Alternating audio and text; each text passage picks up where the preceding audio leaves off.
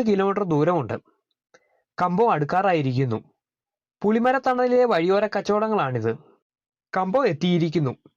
കമ്പം പട്ടണത്തിന്റെ തുടക്ക ഭാഗങ്ങൾ ഇങ്ങനെയാണ്. പട്ടണത്തിലേക്ക് കയറിയപ്പോൾ തന്നെ ആളുകളുടെ തിരക്കും റോഡുകളും കൂടിക്കൂടി വന്നു. തേനി ജില്ലയിലെ മൂന്നാമത്തെ വലിയ പട്ടണമാണ് കമ്പം. തമിഴ്നാട്ടിലെ ബൈക്ക് യാത്രികർ ആരും തന്നെ ഹെൽമെറ്റ് വെച്ചിട്ടില്ല. തമിഴ്നാട്ടിൽ തുടങ്ങിയാൽ പൊട്ടാൻ സാധ്യതയുള്ള ഒരേ ഒരു ബിസിനസ് ഹെൽമെറ്റ് കടയായിരിക്കും. വഴിയരികിലെ കടയിൽ കണ്ടതാണ്. ഒറ്റ നോട്ടത്തിൽ മനസ്സിലേക്ക് വന്ന പേര് മരപ്പച്ച എന്നാണ്. പണ്ട് ഞാൻ സ്ലേറ്റ് തുടയ്ക്കാൻ ഇത് മരത്തിൽ നിന്നും പറിച്ചിട്ടുണ്ട്. ഇതിനു മാത്രം കൂട്ടിയിട്ട് വിൽക്കാൻ എന്താണ് ഇതിന്റെ ഉപയോഗം? തമിഴ്നാട്ടിലെ ഏതൊരു പട്ടണത്തിലാണെങ്കിലും ആൽമരം കാണാൻ കഴിയും. പലതരത്തിലുള്ള കച്ചവടക്കാർ.